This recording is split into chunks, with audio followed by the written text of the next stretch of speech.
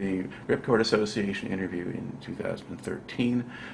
Interviewer is James Smither of the Grand Valley State University Veterans History Project, and we are interviewing Jim McCoy of Lakeside, California.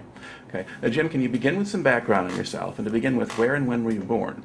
I was born in August 29th, 1951 in Santee, California.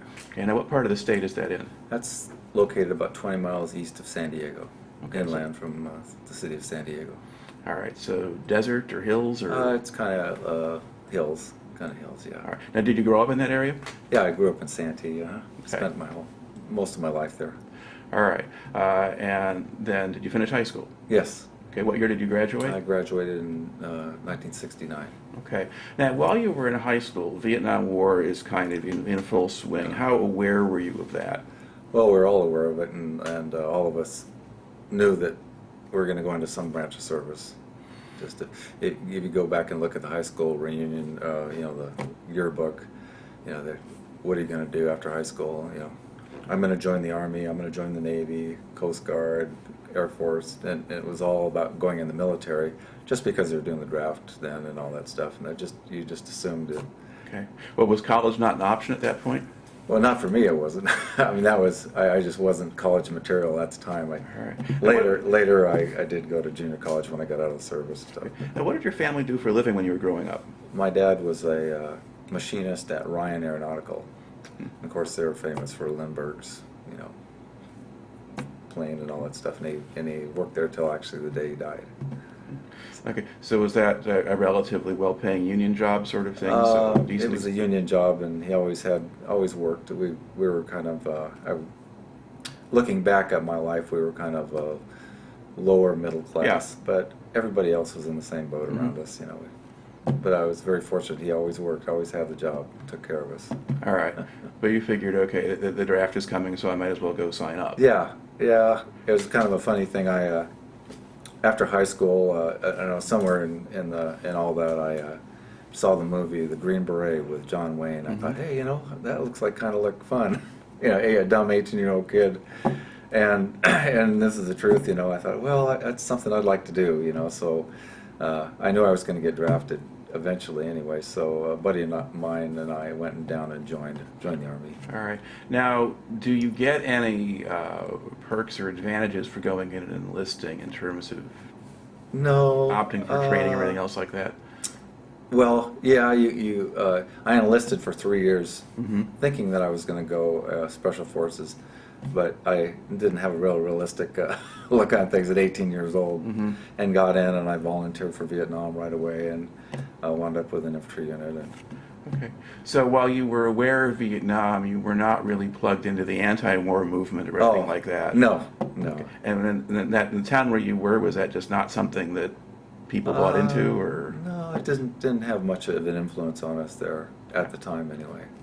Well, was the main industry in town the place where your father worked, or?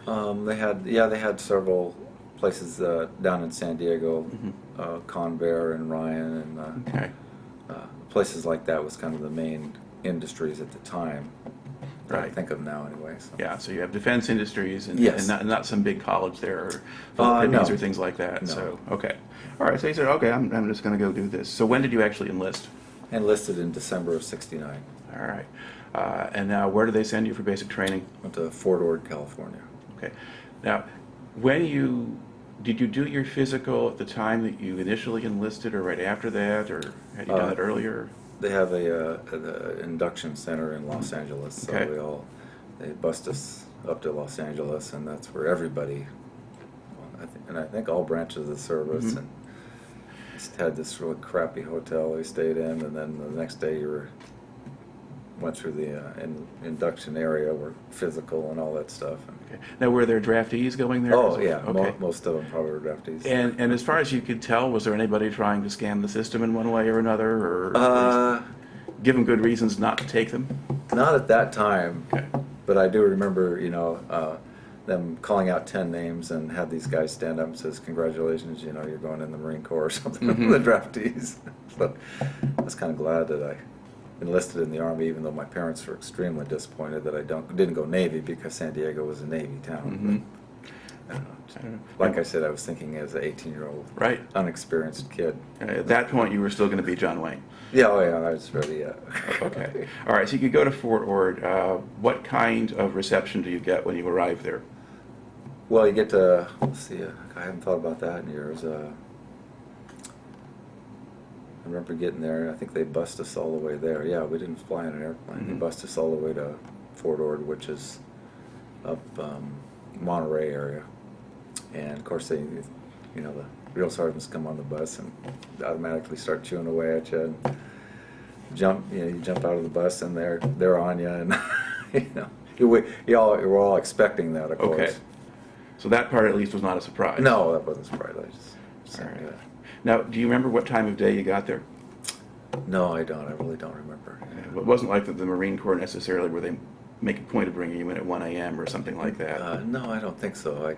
But I don't remember. Like I said, Okay. I don't really remember the day, time it was. All right. Now, did they spend a few days kind of processing and testing you and stuff? Yeah, we got processed and filled out paperwork, and then it's funny. I got in the Army in about 2 weeks.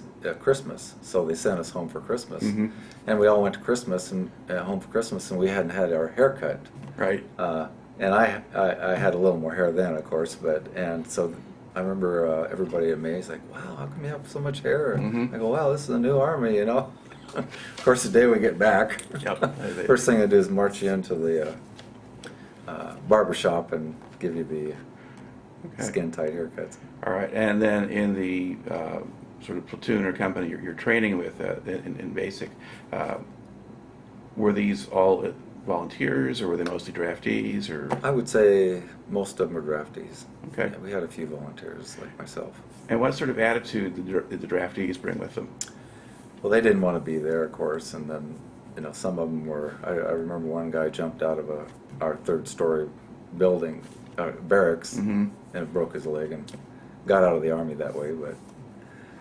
So the draftees really didn't. I don't remember any other extreme cases other than him.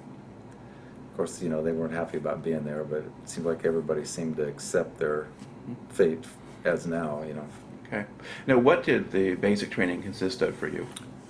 It was just going through learning how to be a soldier, lots of marching, and just how to get along with everybody, and they had a real stringent routine of what you did each day and the classes you went to, and then you worked your way up, and physical fitness. Okay. And what kind of shape were you in when you went in? I was in pretty good shape. Yeah, I wasn't an athlete as far as at school, but I was in pretty good. I was track and all that stuff. Yeah. Okay. So the physical part of the training wasn't bad at that point. No. Okay. How easy was it for you to adjust to the discipline? I didn't really have too much problem with it. Yeah. I enlisted, so whatever they threw at me, I figured, well, you joined, so just take it. And yeah. Now, were there other guys who had more trouble with that? Oh yeah, there was other guys that they would single them out pretty quickly. So what happens to somebody who makes trouble or doesn't toe the line? The drill sergeant would take them aside, and then, gosh, I remember guys like who would be out on marches, and they'd pull them out and make them run with their M14s over their heads, and around in circles and doing push-ups, and it was mostly a physical, and they chew them out. Now, did you view the drill instructors as being reasonably fair or consistent in what they were doing? Yeah, I did. Yeah, I kind of went along with the program. Okay. I got chewed out a few times myself. Whether I deserved it or not, I just.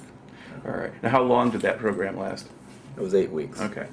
And then, what's your next step? The next step, at that time, within the first couple of weeks, I had signed up to go to jump school, and I was going to, on my way to Special Forces. Somewhere along in there, I heard that, well, you can't get into Special Forces till you're at least 19 and a half, for the purpose of going to language school in Monterey, California. And I thought, gosh, I'm only 18. That's a year and a half away, and so. Those of us that signed up to go to jump school, they sent us to AIT in Fort Jackson, South Carolina, for some reason. Maybe that it was closer to Fort Benning, where jump school is.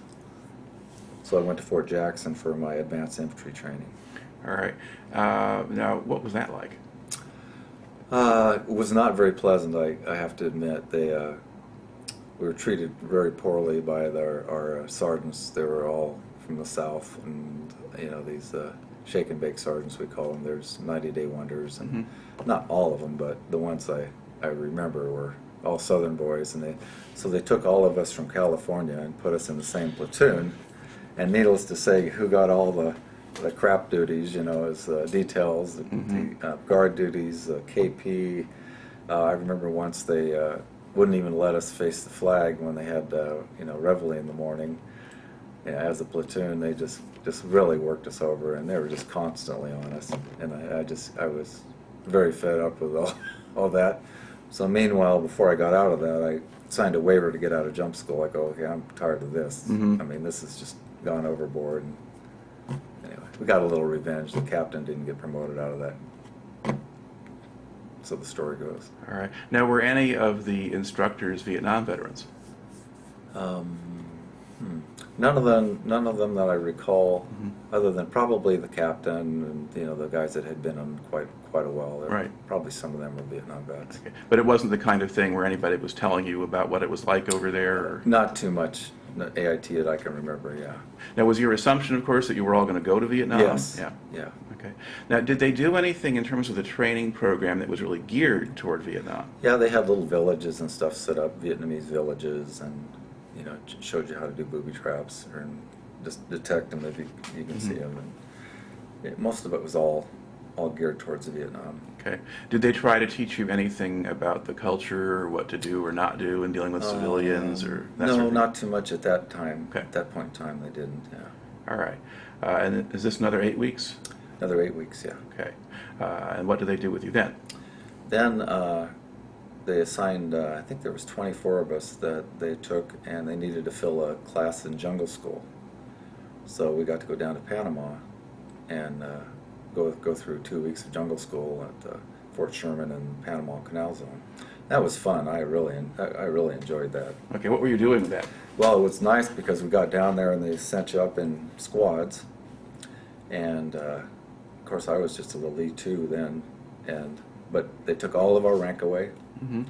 And I had some pretty sharp people in my squad. I remember I had a couple of sharp lieutenants and things that were going through there. And I was kind of a guy that kind of went along with the program. It was nothing special, but I just went with the program in pretty good physical shape and stuff. So, so what you do in jungle school is they immediately put us out in the jungle with these squads and took us through the jungles, and we cut trails and lived out there, and they had classrooms set up where we'd go and eat some of the local produce and show you how to survive in the jungle. They had a slide for life thing where you climb up on this tower and grab this little I guess it was a horse collar that went around you that went across the river. One thing we did is you strip off all your clothes and take ponchos, put all your ponchos in these clothes, and you find brush and stuff, stick it in there, and you make a raft. Kind of seal it up with these ponchos, and then you swim across this river. So I remember the non-swimmers had to just hang on, and a few of us that could swim was on the edges, and you'd swim across this river bare naked. I don't know, things like that. It was kind of fun. Right. Rappelling, that was another thing that was pretty exciting. Did any of that actually come in handy when you got to Vietnam? Only during the training that I remember, yeah. During the training in Vietnam, you get to went to the 101st, you get to it's called Screaming Eagles Replacement Training Center. Right. To start out with, and jumping off towers and stuff, rappelling, My buddy, John Millard, and I went through all of our training together, and jungle school, if you scored high enough on the final test, you got this awesome patch that said jungle expert on it, So we thought we were just something, so we get to Vietnam and start jumping off these towers. Man, we're showing them how to do it. Yeah, just a bunch of kids. So the training prepared you for more training? Training kind of prepared you for what the jungle was like. It was hot, and the monsoon season down in Panama started coming in with the rain. Okay, so some of the conditioning anyway for the physical environment at least you were going to get. Yes. Okay. So now after that, do you get to leave home, or do they just a few days? I had about 3 days at home, I remember, and I came home and told my parents. I hadn't told my parents up to that point that I was going to Vietnam, but when I came home from jungle school, I told them, it's. I think they figured it out. But. Right. Now, what was it like to go home at that point after having done all of this training? And did it feel any different now than? Oh, yeah, well, it wasn't an extreme change. Mhm. However, like my dad reacted differently. He started taking me around to all my relatives. I remember, and telling them, Jim's going to Vietnam, and like this is the Yeah, last time right. you'll ever see him. And my dad's parents were pretty upset about the whole thing. Of course, at 18, I just I didn't look at life like somebody a little more experienced did. At this point, it was still an adventure. Yeah, kind of. Okay. All right. Now, how do they physically get you out to Vietnam? Well, I went to Travis, I think Air Force Base in California, Mhm. and then spent, hours and hours in line, getting your clothing, and I'm not sure what else they did to us, maybe some shots. Mhm. And then you jump on an airplane and you're on your way. Stopped in Hawaii. First time I'd ever been to Hawaii, and the only remarkable thing about that is I remember buying cigarettes for 60 cents a pack, and at the machines in Mhm. Hawaii, which was outrageous amount of money back then for a pack of smokes. And so from Hawaii we just flew on and landed in Saigon, Tonsunu, I Yeah, think. the that's airport. the main airport. Yeah. Yeah. Okay. And now, was this a chartered commercial jet you were on? Yes, yeah. Okay. Now, what was the mood on the plane going over? Well, we're all in jungle fatigues, and of course, you land in Hawaii and you're all in jungle fatigues, and we did get to debark off the plane, Mhm. but you couldn't go anywhere. Right. And he stuck out like a sore thumb, so you weren't going in. Even the hour or two we spent Mhm. there wasn't very long. It's pretty solemn. We were all. There wasn't anything upbeat about it at all. We just- Okay. yeah. All right. And then, remember what time of day you landed at? It seemed like it was kind of afternoon. Okay, but We still landed- light. wasn't it? Landed there, still light, yeah. And I remember when they opened the door to the plane and you felt that hot air coming in and stuff. You're going, wow, man, that's warm air. And marched us down and convoyed us to, I don't remember where we went first, but we wound up at 90th Replacement Center there in Bien Hoa. Bien Hoa, yeah. Yeah. All right. That's kind of the main processing point for most incoming Uh-huh. traffic. Yeah. All right. How long did you stay there? I stayed there at least 3 weeks. I remember them coming around and saying, we need some volunteers to do guard duty around here. And we promise you we'll give you a good assignment and you will not go to the 101st. And I didn't know 101st from anything else, but I thought, well, that's probably because it's really a bad unit to go to. So I said, yeah, I'll volunteer. So I spent at least 3 weeks there pulling guard duty, around there. And that just was, you just like up in towers. And So you would come over and you were just a replacement. And you didn't have orders for any particular unit. No. So you just wait to get assigned. Yes. All right. Now, when did you actually arrive in Vietnam? I think it was May of Okay. Okay. 1970. Right. Okay. It seems like there's a little gray area there because I didn't Ripcord, the battle that I eventually was in, was only my 4th day in the jungle. So from May until I got to 101st area, all that period of time I was down in Bien Hoa, but it seems like I was only there for a few weeks, but Yeah. it may have been longer. Okay, but basically, now the Cambodian operation was kind of going on around that time, kind of May, June of 1970. Now, were you paying any attention to outside news, or were you just No. doing your job? Just doing my job. It was Okay. just like a little world you're there in, and I didn't know. You hear rumors about how bad, the 101st is always getting hit. Mm-hmm. Not too much of the other units and things, but Yeah. just never heard any good news that was coming out of the north end of the country. Right. Well, the 101st had Hamburger Hill the year before, and so forth, and so that was where a lot of the casualties were at that Yeah. stage in the war. All right. Now, while you're at Bien Hoa, did you just stay on the base the whole time? Yes, yeah, I never went anywhere else. Just stayed there on the base and don't remember much about it other than. And did anything particularly happen? Did you get mortars or rockets No, or things like that? I don't remember anything happen. So Yeah. it was just pretty quiet. Yeah, I remember planes going by taking pictures around us. At night you could see the Mhm. flash from the belly of these airplanes, and I don't remember any incoming or anything that I recall then. Okay, so that was all fairly quiet, but then, okay, Yeah. now finally you get your orders. Yeah. At that point, is it something of a relief just to know what you're doing? Or? Yeah, to finally get going where, okay, this is where you're going to be. you know, which they do to their, you just stand in line there and every day and they start calling out names and where you're going to be. So I'm standing in line and they called my name finally and said, okay, Fubai. So instead of, they don't say you're going to the 101st, they just say you're going to Fubai. I says, oh, Fubai, I wonder where that is, you know. So you go up and you look on the calendar, or the little map there. And I'm looking around Saigon and I'm looking further north and sure enough, there's Fubai, and right next to it's a big Screaming Eagle patch. And oh, okay. All right. How did they get you up there? They flew us up. Okay. Like C-130s. Right. So military transport. Yeah. All right. And you arrive there. Then what happens then? You get to Fubai and you kind of process into the 101st. I don't really remember what we all did there. Now, did you have a weapon yet, or do you get that later? No, I did. No, I don't know. I didn't get assigned a weapon yet. In fact, probably not till I got out of. No, in the certs. Yeah, we all had weapons in certs. I remember. Okay. Okay, and about how long is the certs training? Just a few days, if I remember right. Yeah. Okay. Just a few days. Now, aside from rappelling or jumping out of towers, what else do you do in that? Well, we have classes every day on like booby traps, and then we had classes about the culture, and, you know, what not to say or do, you know, the proper etiquette for certain things. And we actually went out.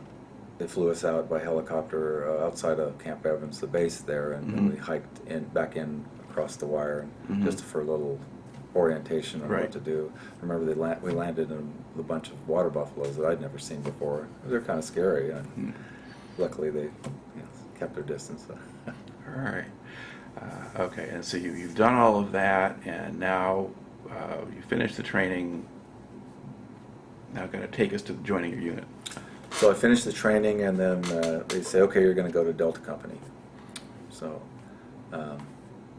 I assume, well, you're in Fubai.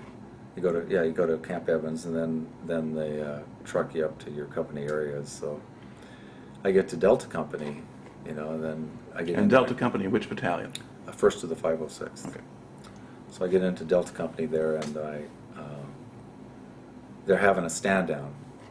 So I think I'm not sure exactly what happened before I got there, but I know they went through a real bad battle called the Maureen Ridgeline battle, and I'm not sure whether for some reason I think this was the first time they're going to go out again as a unit after the Maureen Ridgeline. I didn't know that until years later, but so I get to Delta Company and a big party going on.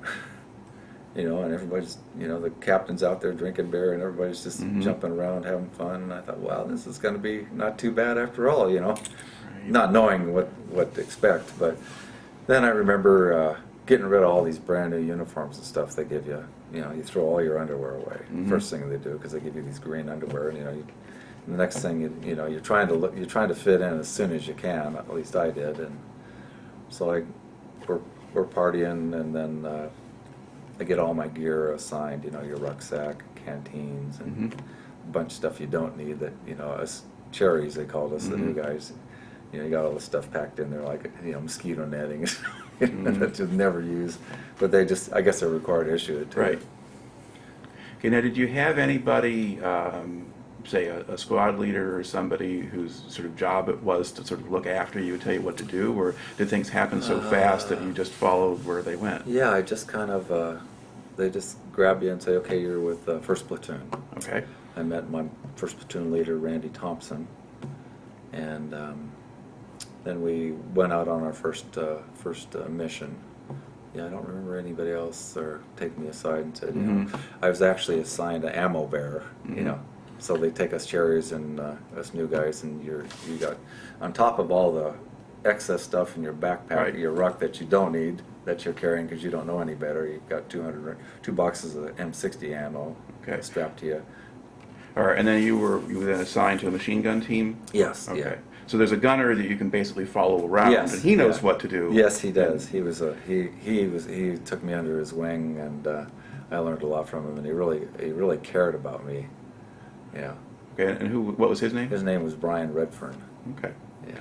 All right. So in a way, now they had a lot of relatively new guys because they've been Yes. cut up pretty badly. Yeah. Now, was First Platoon, that was not the one that had taken the worst losses, I don't think. I'm not sure. I think Second Platoon, but anyway, but there's still a lot of new guys in that unit. Yeah. And now, Yeah. now was this first operation you go on, that's the one right at the end of the Ripcord campaign where that you get into trouble pretty The quickly? very first operation is we go up on what they call Triple Hill. Triple Hill. Yeah. Of course, I didn't know the name of these places until years Okay. later, but we get up on Triple Hill. Well, let's back up a Okay. little bit. Okay, you're there. You join them. You have the stand down. You have the big old party, and now, how quickly after that do you then go on out in this mission? Well, I only remember the party was like, it was like the night before Yeah, yeah. we left the next morning. So Okay. you know, it's one of those everything goes and who cares, you know. Okay, So yeah. it wasn't like you're going to be there for a few days partying. So Right. So what do you remember about that morning? I mean, you get orders to move out. I remember getting my rucksack on and all that stuff, and then we all go out. We all move out to the landing zone, the LZ there Mhm. at Camp Evans, the helicopter pad they call Yep. it, and we're all lined up there, and they're kind of giving us our assignments and how many people per bird and all that Mhm. stuff. And I don't remember any details on that, but remember sitting there going, okay, you know, we're getting ready to go, and you know, the guys are telling me, you know, of course you get inside the helicopter and what to do and what not to do. Mhm. And All right. Now, as part of your training, had you been in helicopters before? no, not really. No, no. I think part of the training at certs and stuff, that was probably, I remember A little bit of it A little there, bit. I remember yeah. looking at a Cobra. They showed us and all the things that it did, and probably a little bit more helicopter training there. That's probably one of the things they showed us. All right. And then, do you remember anything about the flight out? Or? Not too much. I just remember hanging out of this, being frightened at first because you're literally sitting on the edge of this helicopter with Mhm. your feet dangling out. Yeah. But you have such a heavy ruck on, it's kind of keeping you in there. And of course, your gun's pointed out there, and of course, you're scared to death because you're Yeah. brand new and you don't know what to expect. Okay. Now, when you went in, did you take any incoming fire? No, Okay. not this time. So you land on Triple Hill. The landing is okay. Uh-huh. So it's not a hot LZ at that No, moment. it's not hot LZ on Triple Hill, yeah. And then what do you see? You get off, you look around, what happens? You get off and you look around, and it's jungle, and of course it's all chewed up by incoming fire and stuff. Because what happens is when you're coming in for a landing, prior to landing, the Cobras that are escorting your Mhm. unit out there are blowing the landing zone up and everything around it, trying to keep the enemy down in case Right. they're waiting for you to land. So you go in there and everything's shot to pieces, and you know, you land, and then immediately they start sending patrols out. Mhm. So the area. All right. And so what happens that day? Well, that day you land, and so they grab a bunch of us. Okay, you're going out on patrol, and they start going through the jungle. We found some really interesting things there, and you know, being this is my first day on patrol and stuff, Mhm. so we're finding ground positions, enemy positions. They look like they're brand new. There was Mhm. a downed Huey helicopter in the midst of the jungle down there in this valley we're going in, and Mhm. I remember these cans of water underneath this downed Huey. We found a little underground hospital, these sleeping positions, all brand new. Mhm. Of course, the guys, the veterans, were pointing out what they, you know, one was like a 51 cal position, which Mhm. was kind of a round circle with a cone in the middle. I guess they mount this thing up on this Yeah. thing where they can spin it around. You know, I didn't know what it was, but I thought, wow, man, you know. Of course, we didn't know where the enemy was. Yeah. How come we have all this stuff and there's no, you know, no gooks firing at us or something? So everybody was on their toes, but we were throwing grenades inside these bunkers. Not Mhm. me personally, but the point men and people that, you know, that knew what they were doing. Mhm. So they'd fire these things up and they'd go take a look, and didn't find anything. Okay. And then you get to the end of the day, and what do you do? The end of the squad, well, after we get back into the area, our night defensive position, Mhm. they call it, and set up for the night. And you're just set up in little groups around, usually around a circle. Mm-hmm. And then in the middle of the circle is your command post. And then so my squad was set up kind of facing down in the valley. Okay. Do you have a sense of how many men there were in the company total? Someone said the number was like 86. Mm-hmm. So, Okay. So it's still not what a full-strength company should be, No. but it had at least replaced the losses it Yeah. had earlier. Okay. And then so the platoon's 25 or so? Yeah. Okay. I think I remember no more than like 20 people in the platoon. Okay. And, I was kind of amazed at that, because the platoon back in the States is 100 people. Right. Yeah, some of the training platoons are Yeah. big, yeah. Yeah, 2 squads, and each squad had 10 men in it, and that Mhm. was a platoon, basically, so. Yeah, okay. And then so did you just stay awake all night, or? Well, first night I was pulling guard duty, and I remember sometime in the night, and I don't know what time, but everybody had gone to bed, and it was my turn to stay up and Mhm. listen. I heard what sounded to be like the word "fu" out there, and I'm thinking, oh, God, what the heck is that? So I turned around and woke up my platoon sergeant. I said, "Heck, listen to this," and it was one of those gecko lizards Mhm. that was going off that I'd never heard before. So those geckos going off, and he told me what it was, and had a few bad things to say about waking him up for such a stupid thing. And okay, Well, you hadn't opened fire, yeah, so yeah. that was better. So, Okay. You get to the next morning, then what happens? I'm not sure how many days we spent there. It was no more than probably 3.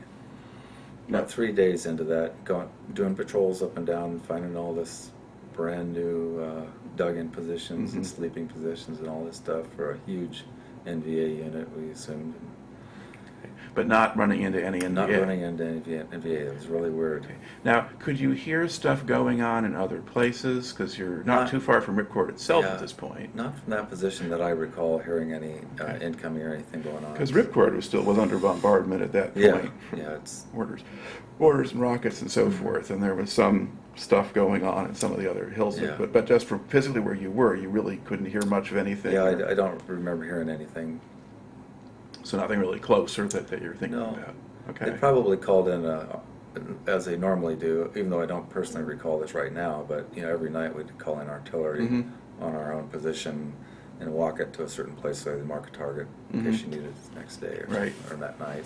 Yeah. So. But it was still, at least as far as you could tell, routine. All right. Yeah. But then, so you do a couple of days of that. Now, do they move you someplace else by helicopter, or do you walk somewhere? Then we all get together and they move us to actually into Ripcord from there, which would have been my 4th day in the jungle. Okay.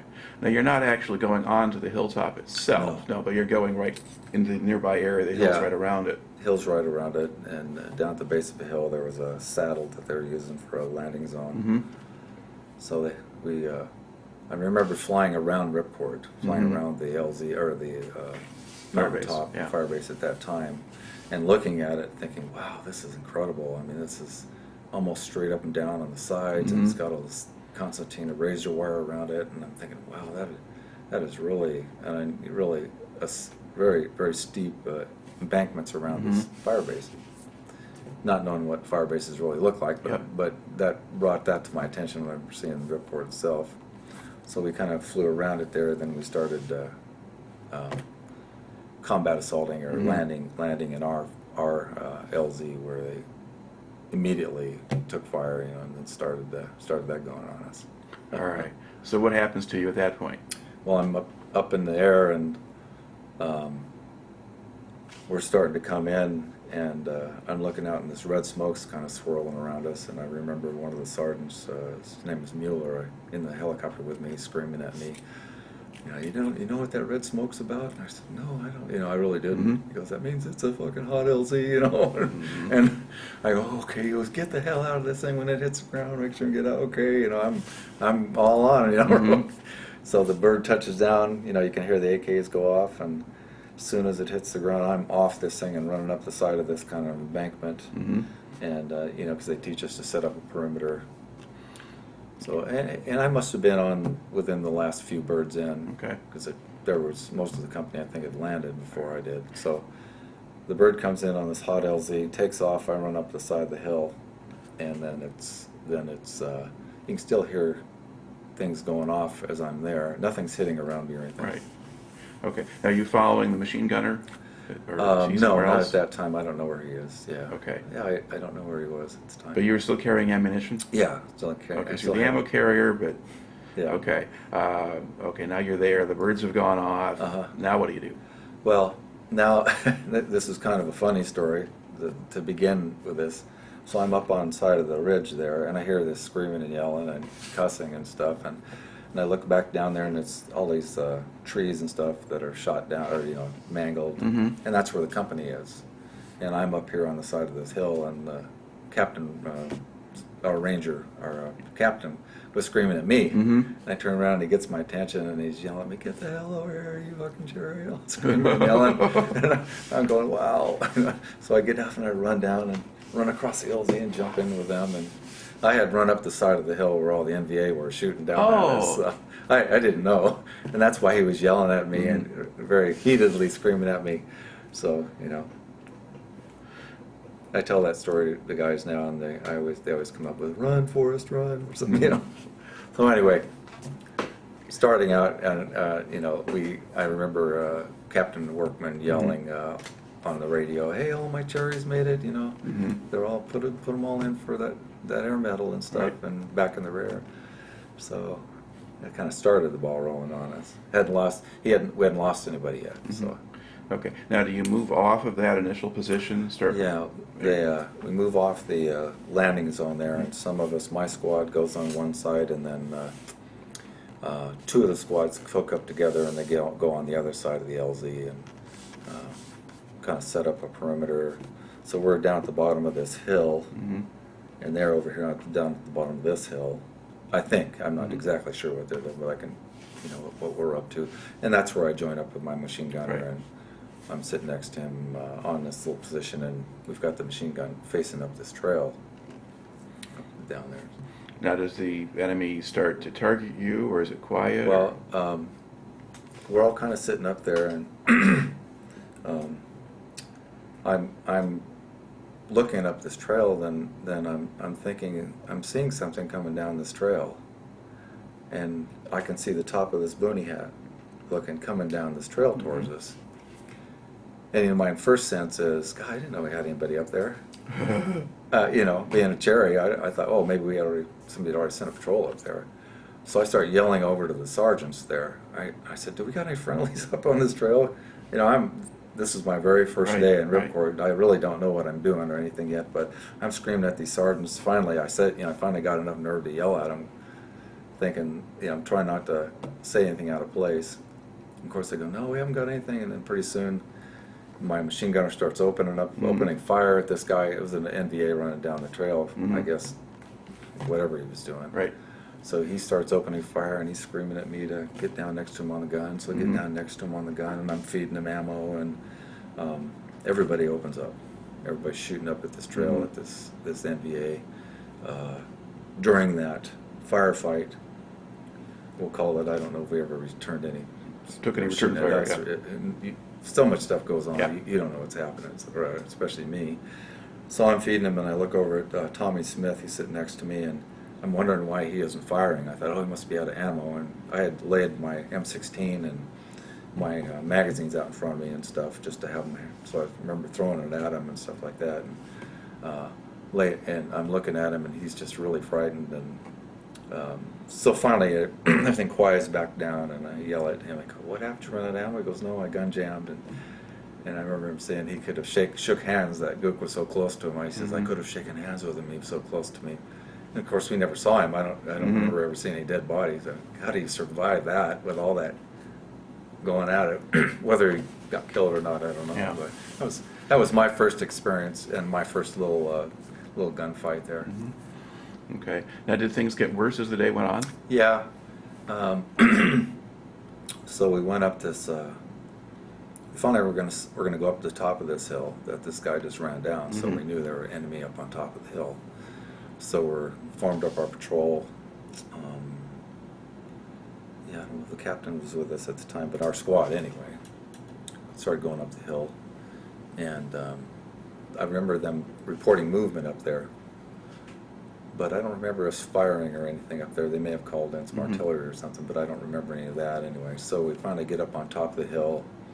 There's a little tiny trench up there on top of this mountain, and then there's trails running off of it. So we set up the machine gun on one of the trails, which you always do to cover guys at the main trail. So I sat down next to the machine gun, and then everybody else was kind of milling around up there, smoking and joking, you know. And I'm thinking, wow, these guys are really pretty relaxed, considering we know the bad guys are in the neighborhood. But I just thought, well, that's just normal. So I just sat there and watched the trail while I'm sitting there, next to the machine gun next to me, with my M16 laying down next to me. Okay. So, and then how long does that situation last? well, the next thing that happens is I'm sitting on this trail, and I look down on this trail after a while, and there's an enemy troop crawling on his belly up that trail. And I look down on the trail, and I see him down there. Instead of yelling to the guys, hey, there's a gook down on the trail, I reached down. I guess in my mind I thought, oh, I don't have enough time to say anything to these guys. So I reached down and I grabbed my M16 and I pulled it up. And as soon as I pulled it up and sighted in on him, he kind of came up on all fours and looked at me. And I automatically started shooting, and then I just put it on fully auto and just emptied the clip. He's quite a ways down this trail. And then, of course, then everybody's on it. Right. And everybody comes over and starts firing down the trail. So your machine gunner throwing hadn't spotted grenades. him first. No, he wasn't even sitting next to me. Okay. He was up in the back milling around with these guys. And All right, so you really- whatever they were doing, organizing, having a cigarette. And I remember turning around, looking at these guys, and I'm thinking, wow, you know, they're pretty relaxed, you know. I was still scared to death. Yeah. So, But at least you were on the lookout. yeah, it worked out pretty good. Okay. And then was that just one guy shows up and goes away? Yeah, just one guy shows up, and of course we open up with everything we got and throwing grenades and everything else. And whether you know, whether I killed him or not, I don't know if I did. I thought I was going to kill him. I thought there was no, you know, when I shot, I thought, well, for sure he's zeroed in.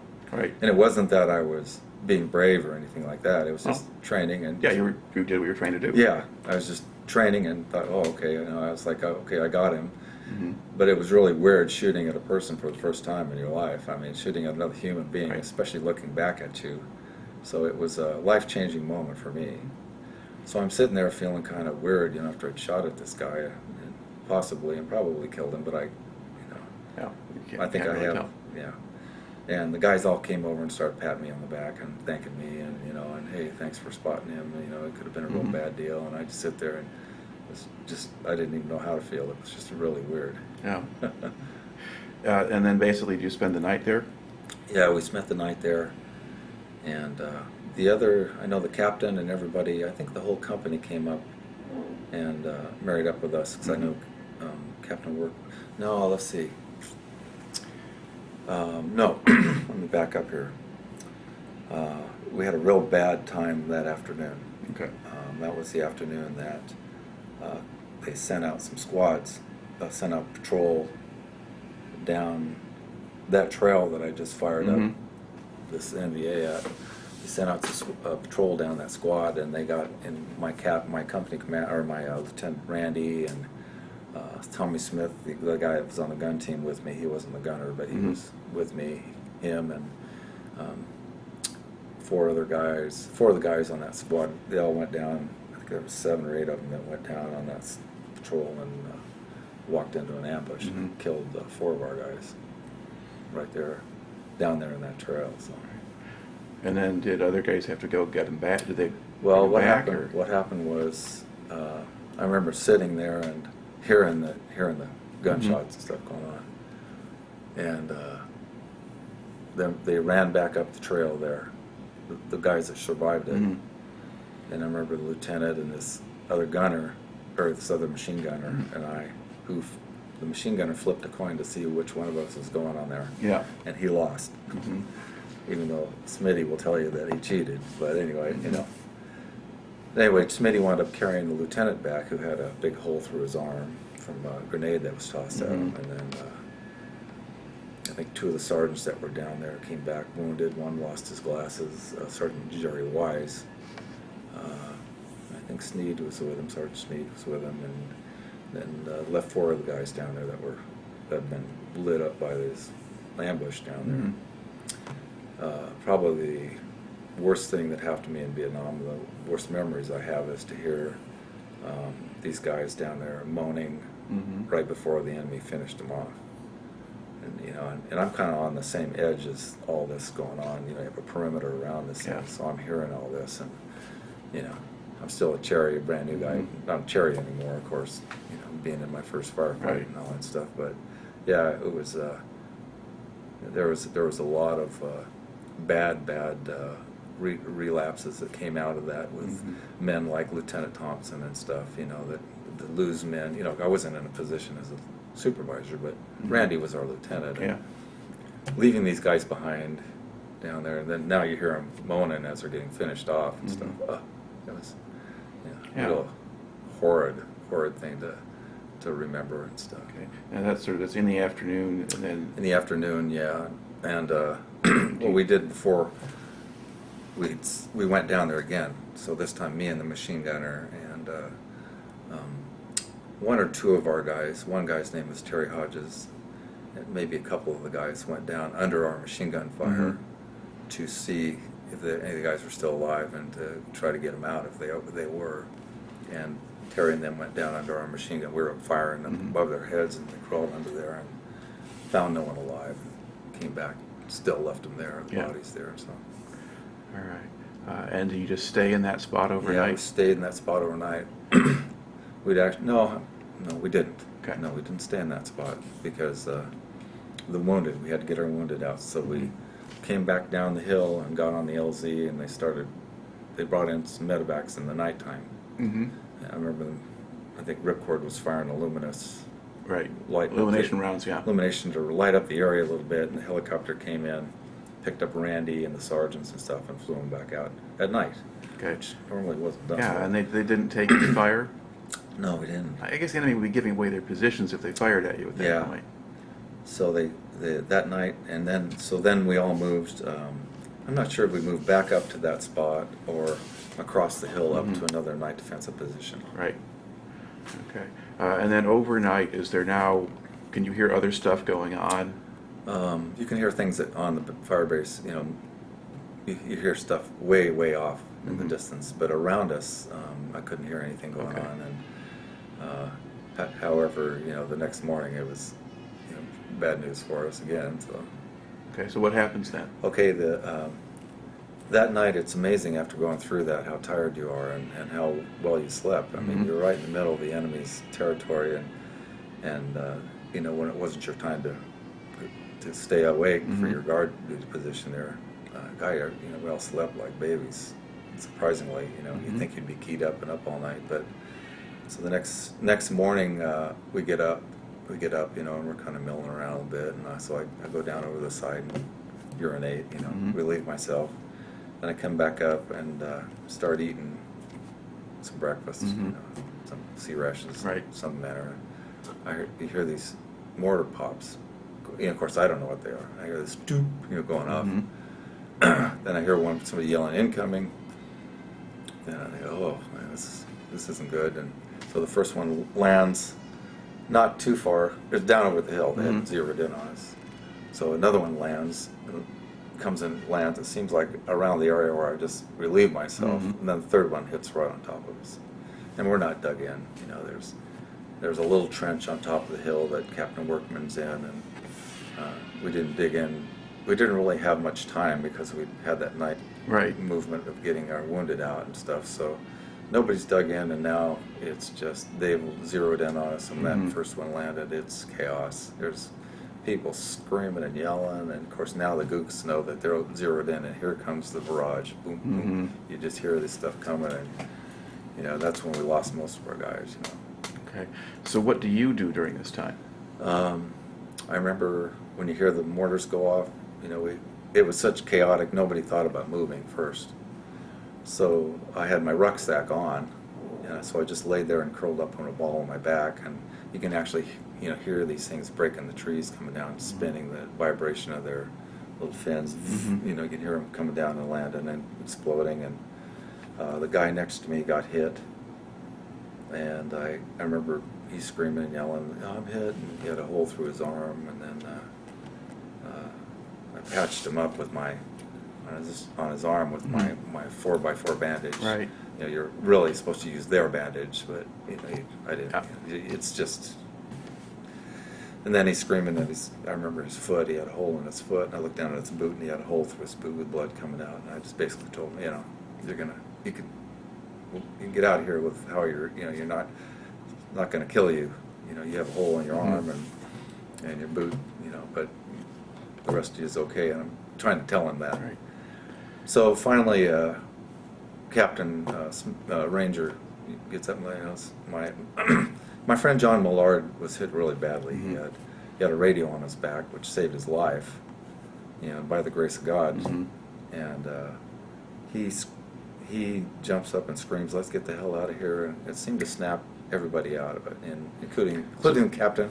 I don't know. So John is jumping up. He's been hit, but John's jumping up and he's hurt, and he's got shrapnel up and down his legs. So let's get the hell out of here. And so we all start grabbing bodies, and I'm here yelling for medics. People are screaming and yelling, and I remember guys yelling, medics coming over, and some people are dead, and some people are hurt really bad, and you're looking around at this, and here comes another volley. You're still in the impact zone, so we start moving out down the hill, and I remember somebody yelling that we have a mechanical ambush set up down that trail. Mm-hmm. So we stop, and of course here comes some more mortars, but luckily we're not on top of the hill, and we're coming down there, and somebody that didn't set the ambush up found it. Oh. Thank God. We were looking for it by then, and went and disarmed it so we could move out and get completely out of that impact zone. Even though on the way down the hill for some reason there was some dead gooks next to us. We had I'm not sure how that happened, but there's some bodies laying on top of each other. I remember John had got up, my friend John Millard had got up, and he sees me, and I'm unscathed, by the grace of God. I'm unscathed, I'm not hit.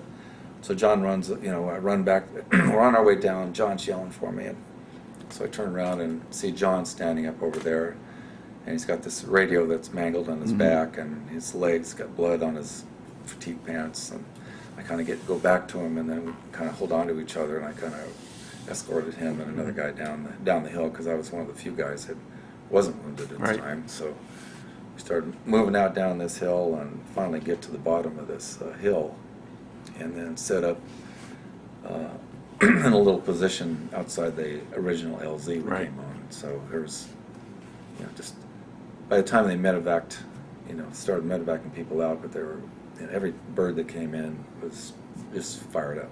I mean, they didn't care if we were medics or, Red Cross meant nothing on the side of a chopper.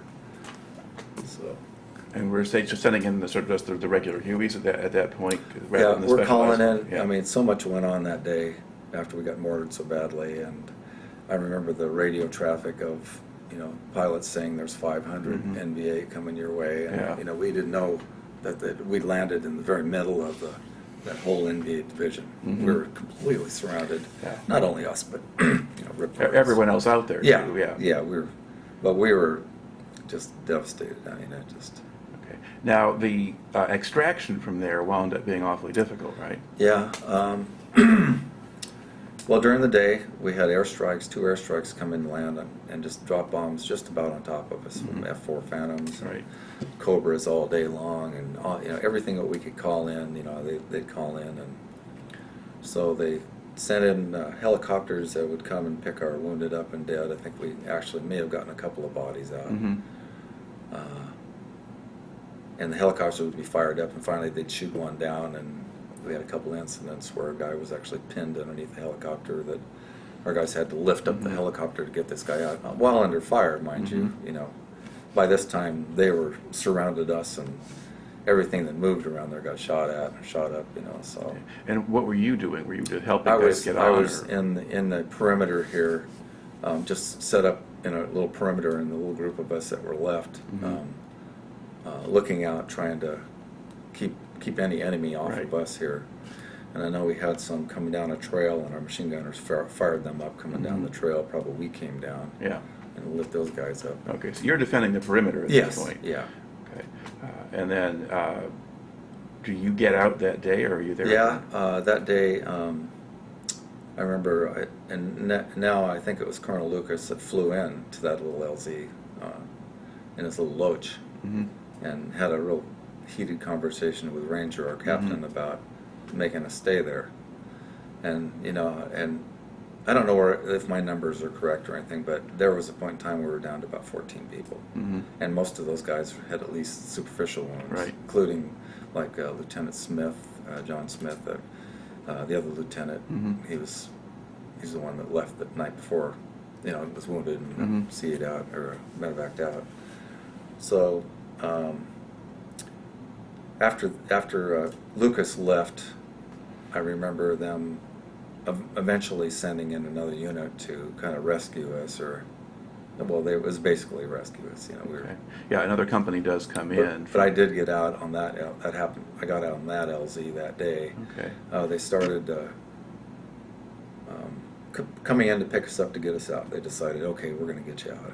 Thank Now, you. Captain Workman got killed that day, right? Yeah, he got killed that day. Did that happen while you were still there? Or? No, what had happened was, by the time I got out of there was already a downed helicopter, maybe two, and helicopters just one at a time could land and take off. Well, they're landing under fire and taking off under fire, so I'm on the perimeter there of this clearing, and of course out in the clearing is dead bodies, our guys, and there's some of the equipment and stuff. I remember having my rucksack full of M16s from our guys that were dead and wounded and stuff, just getting them out of there, trying to get them out of there. So I'm standing up on the side of this thing, and the helicopter's coming down. Workman's behind me, trying to get me to run out in the middle of this LZ while the bird's coming down.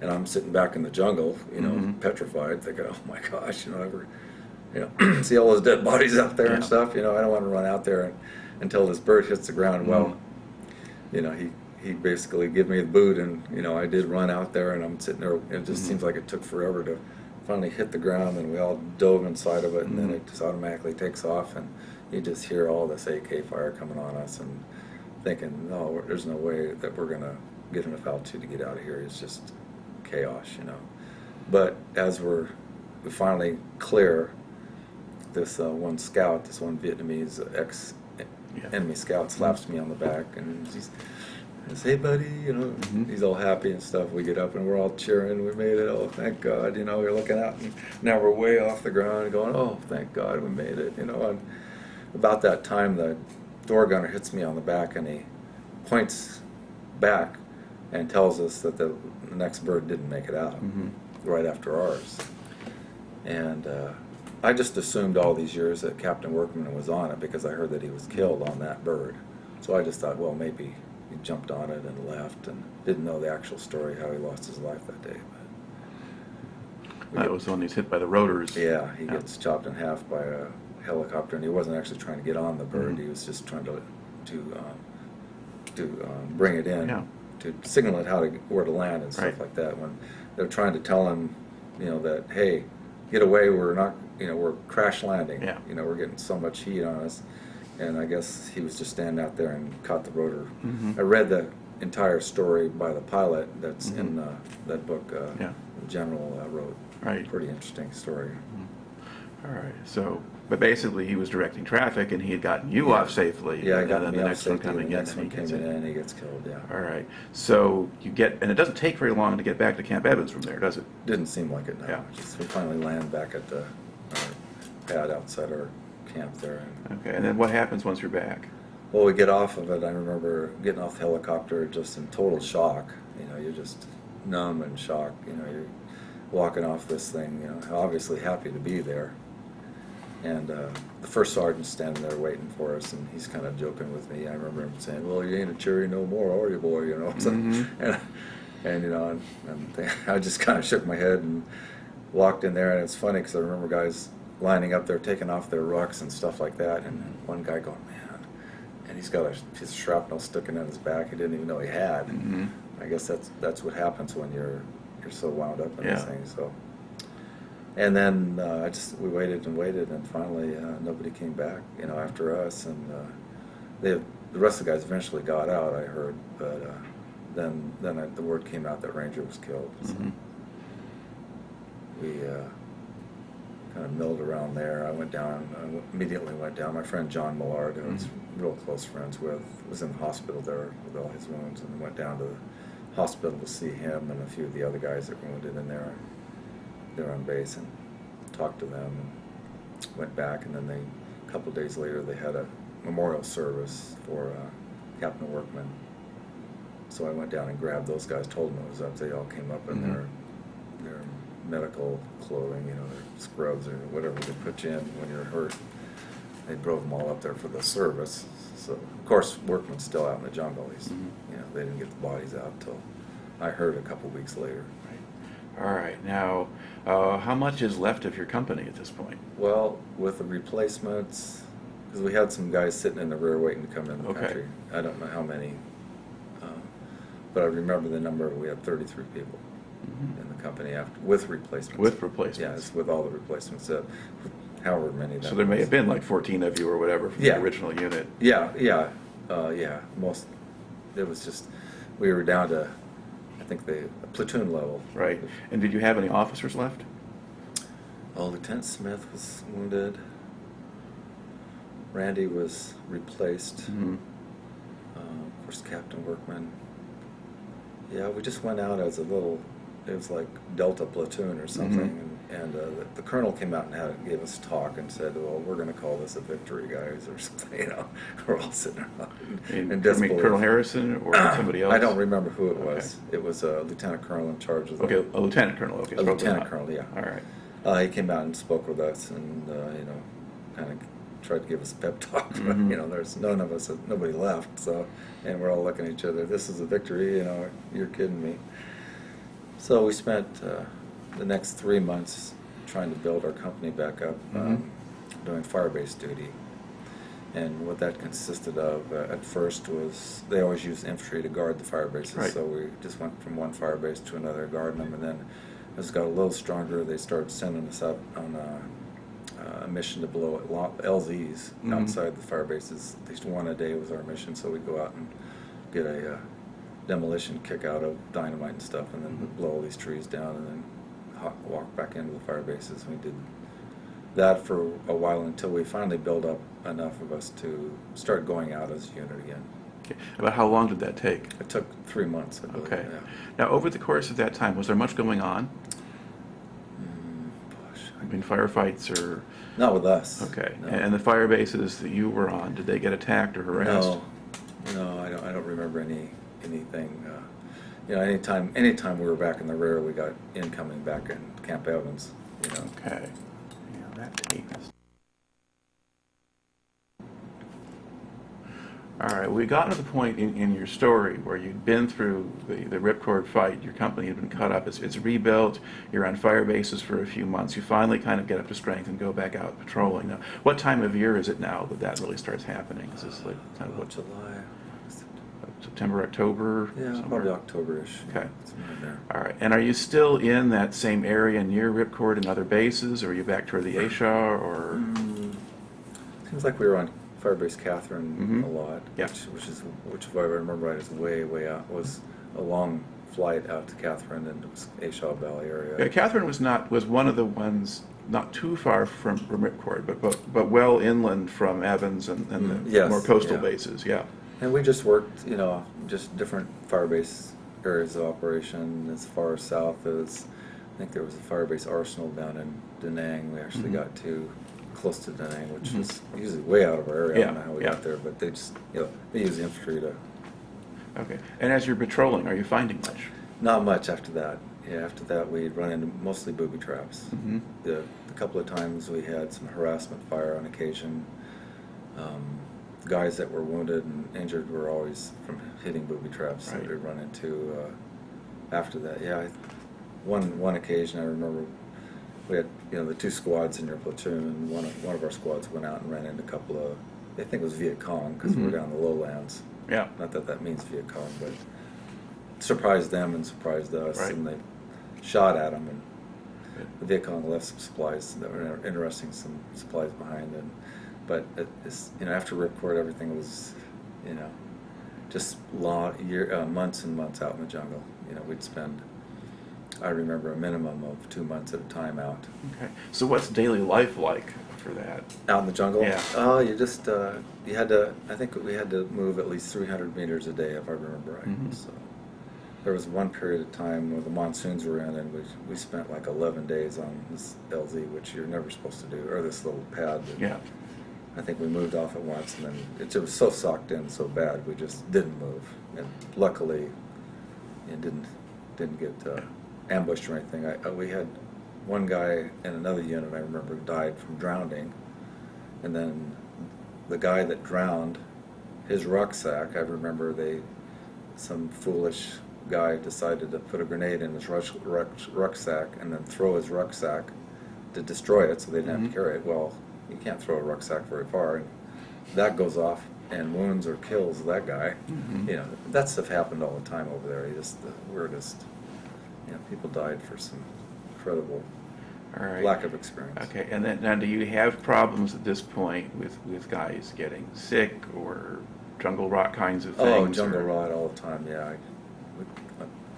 Most everybody got jungle rot, and then some of the fair-skinned guys would get cellulitis, it turned into cellulitis, and then dysentery, and jungle living was just horrible, filthy, and rarely ever got a bath, and unless you're close to a river, sometime we'd strip off and go in there and clean up a little bit. Right. Now, and how regularly were you getting supplied? We got supplied pretty regularly, other than when the monsoon hit. We got socked in for days. Things would get pretty thin, and water was always an issue with the heat of the year. So, it's what I don't know. The 101st seemed to. I know one time we asked for an emergency kick out of water, which means they fly over top of you and kick out a levee of water or something like that. And, well, it would have made our captain look bad or something, so they made us hike down off these mountain tops to a stream and fill up full of water and back up.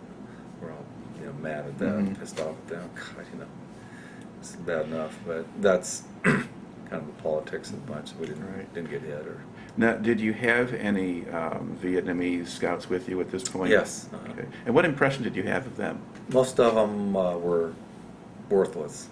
Yeah, none of them I really cared for. In fact, after I got promoted to sergeant, in a weird kind of way, I got one assigned to me. So that normally means that you're walking point, and I actually, as a sergeant, on my own, for the first time, walked point and stuff, because everybody by that time that was in my squad had never been in contact. So I was with my scout, and I didn't do it all the time. I mean, it's not a heroic thing. I was just thinking about my men and trying to.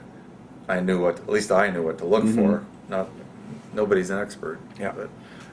But given the losses the unit had taken, by this time I'd promoted to sergeant and had my own squad. And promotions were really, when there's nobody else to promote out there, you're the guy. So there was only a couple of E4s, me and another guy, and my lieutenant, who I was in Vietnam or in Ripcord with, Randy, in fact, was wounded, recommended me as to be one of his sergeants. Okay. So they flew out there, picked me up, took me back to the rear, cleaned me up, and I went through a testing, just oral testing and stuff.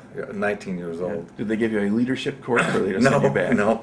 They just send me back after my oral test and stuff, and didn't tell me how I did or anything. And I remember my mom writing me, and son, don't be disappointed. You're only 19 years old. They're not going to make you a sergeant in the Army at 19. Yeah. Sure enough, I get the orders. I'm out in the jungle, and I remember it was December. I get this envelope, and I open it up, and congratulations, But you were effectively a squad leader anyway, even as a corps. Yeah, kind of, just because I was more, as a Spec 4, and plus I'd been in contact. Right. Okay. Now, how often do you hear from home? Just whenever they get the mail to us.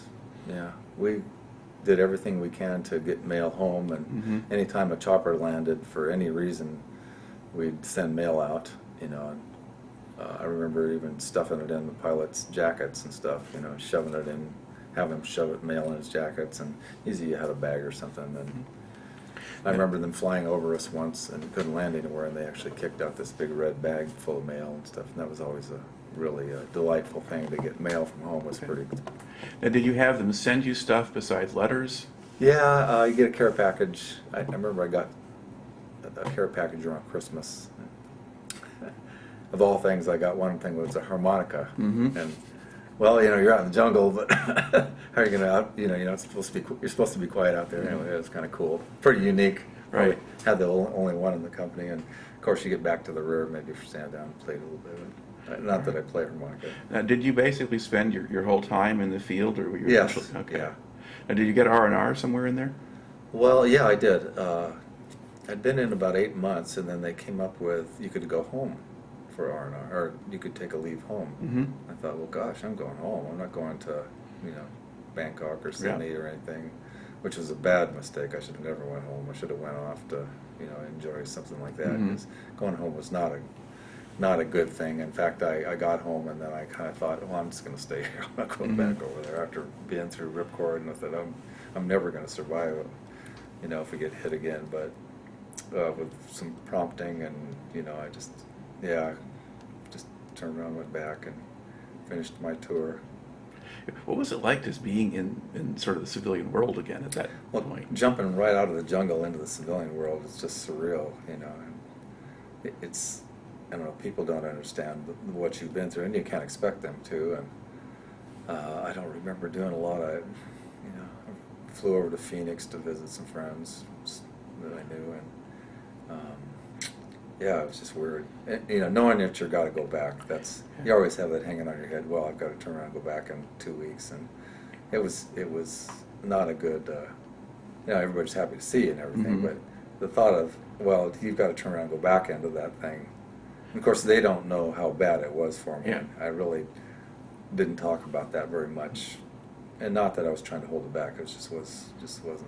Right. Now, when you were there, I mean, did you see Vietnam on television or anything like that, or just stay away from There's the a lot news? of protesting and stuff Yeah. going on, and even when I was in Vietnam, we'd hear about all these protests going Mhm. on about the war, and it made you feel kind of crappy over there, and really anti-protesters, Mhm. thinking, our idea was, hey, you fly over here, come over and do your job over here, go home and, protest all you Yeah. want, because you've done it, now you've got something behind you, Mhm. so you have every right to protest all you want and tell them how Mhm. crappy it is and stuff, but, get experience of what you're protesting first. Right.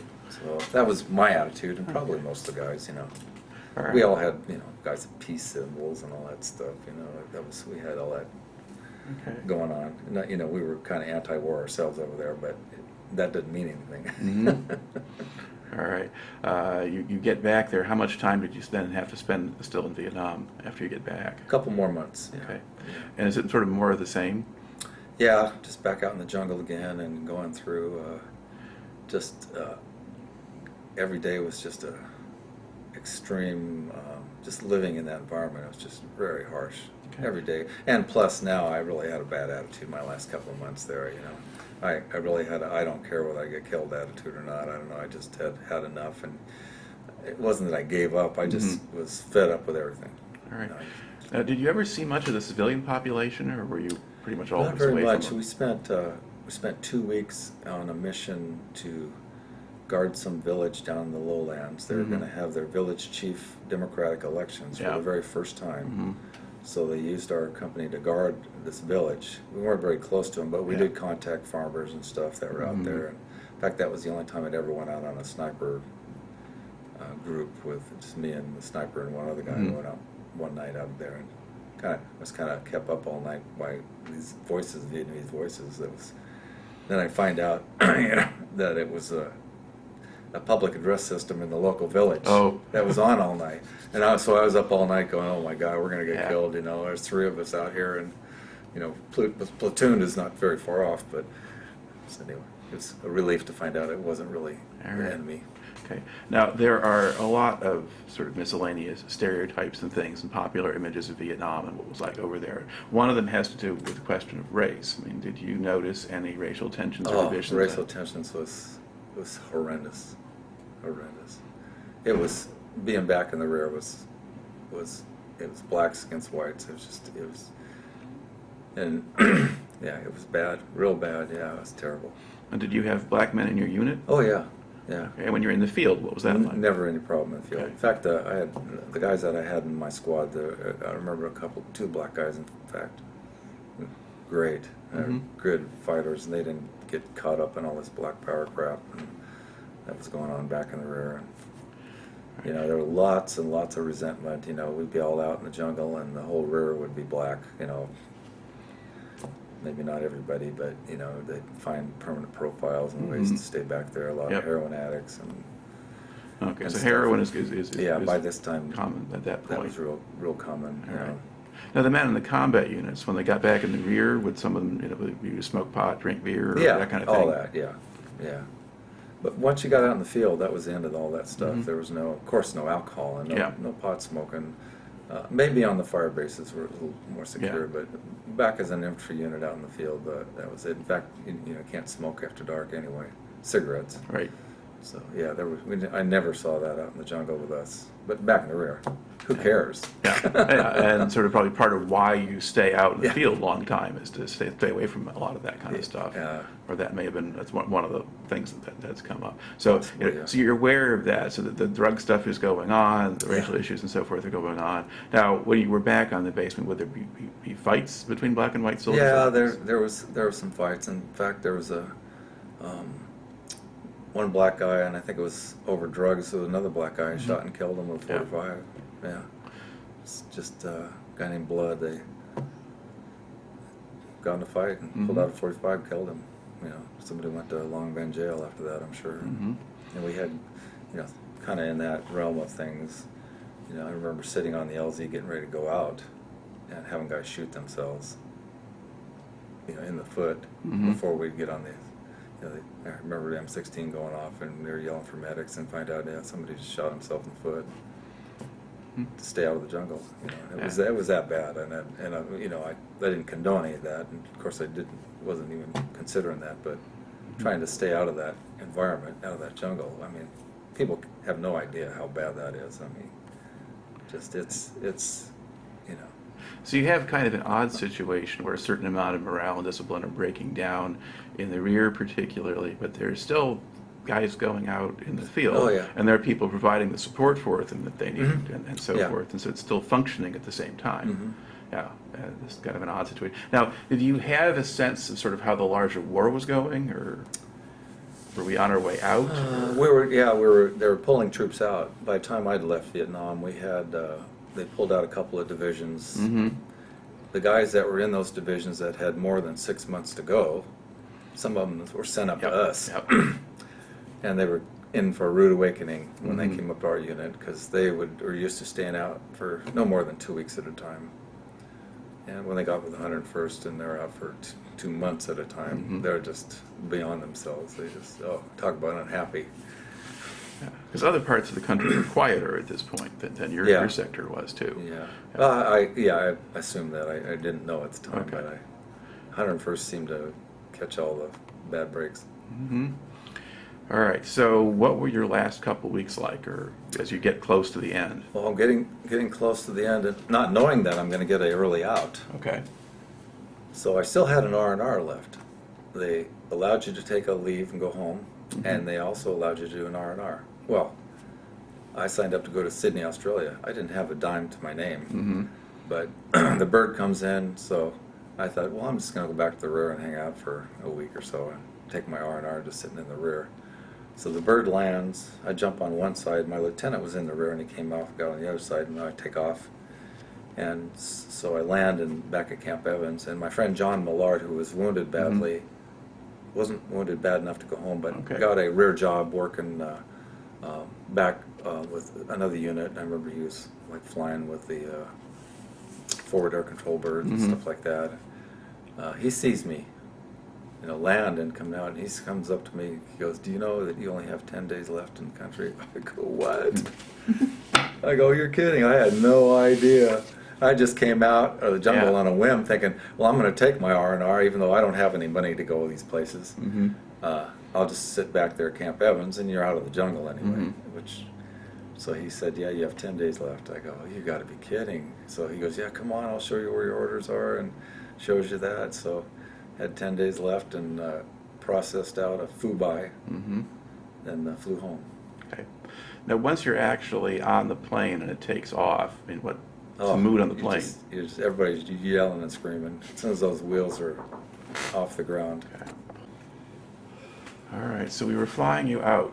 at that point, and people are happy to be leaving. Oh, So extremely happy, and so we're just jumping for joy on the plane and just really happy to be leaving. Finally, the processing center, getting through all that is just a big pain. You're in lines for hours and stuff.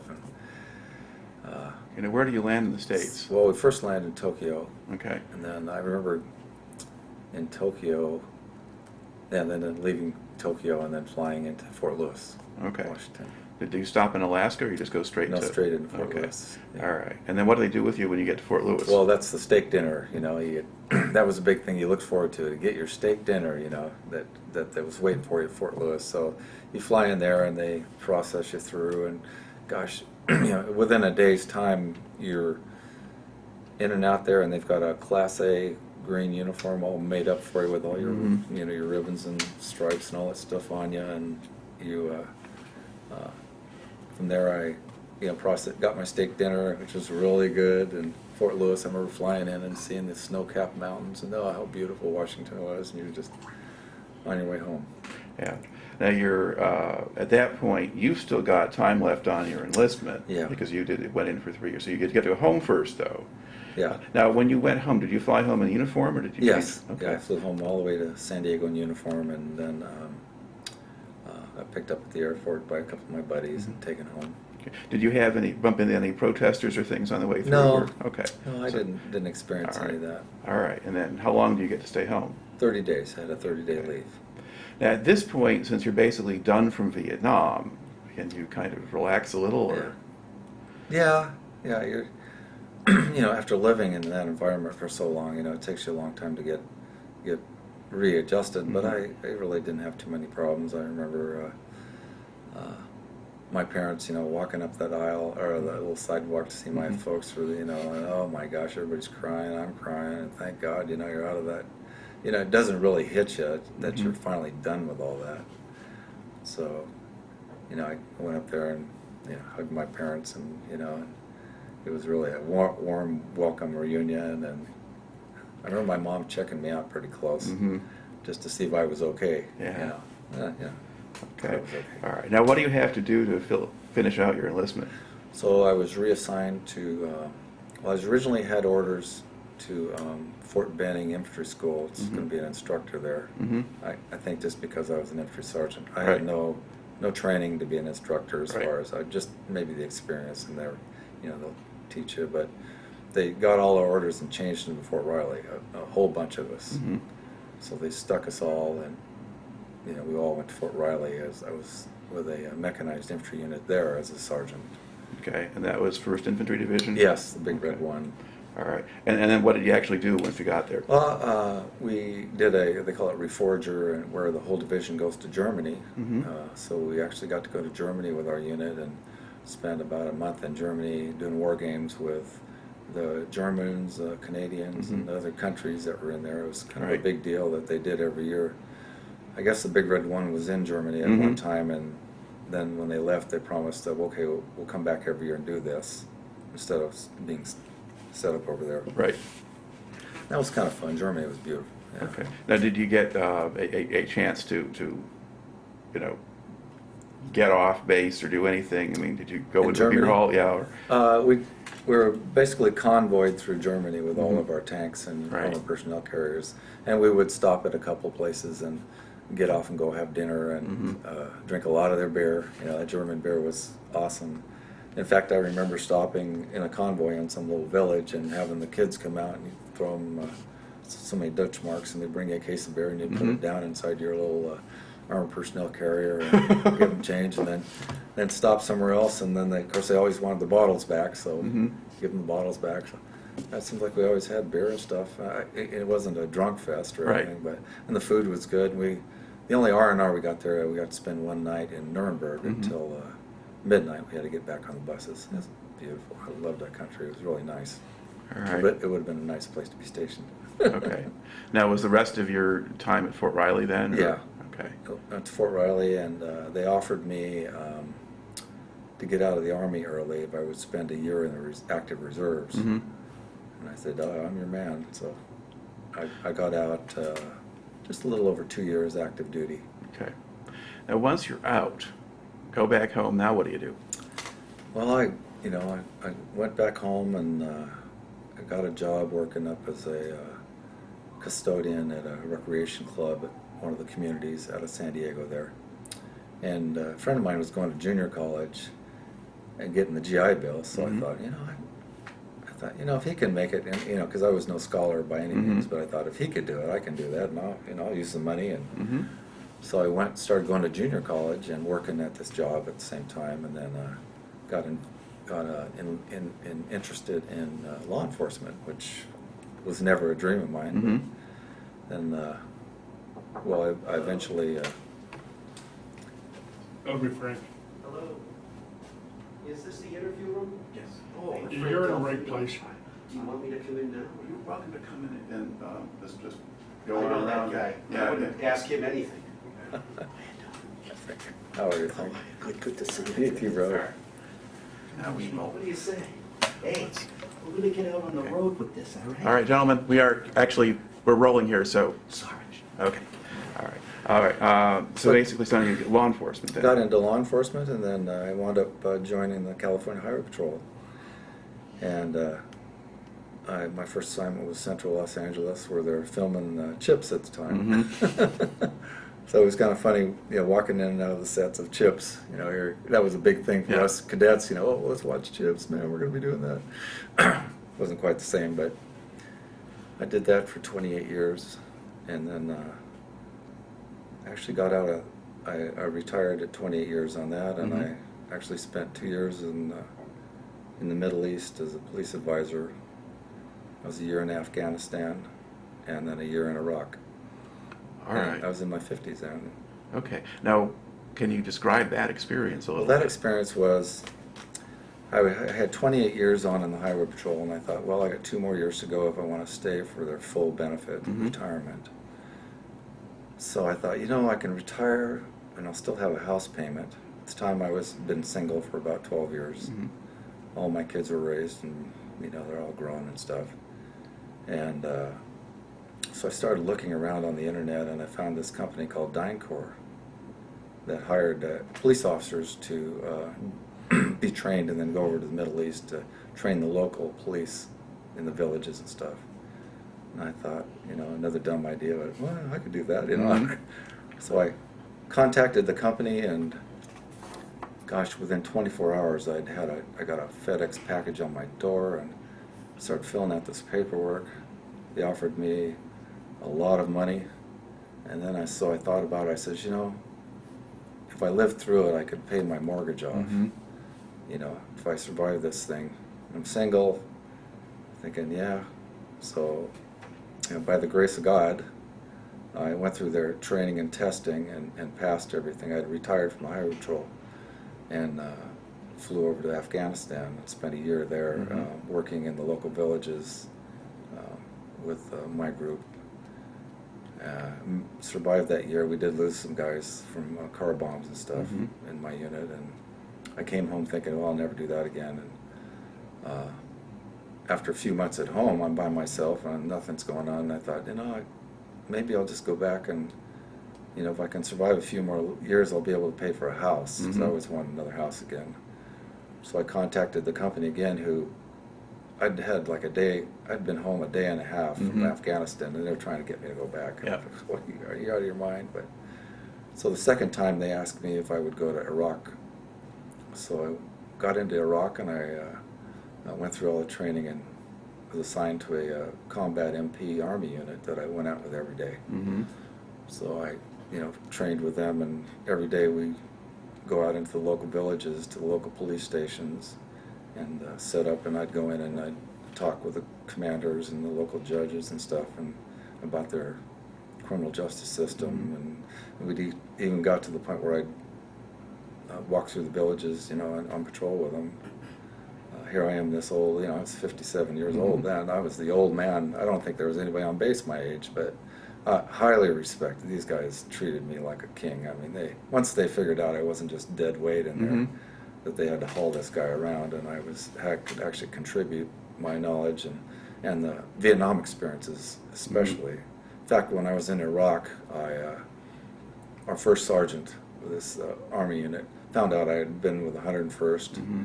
the first of the 506. You know, this is the old Yeah. Band of Brothers group. Right.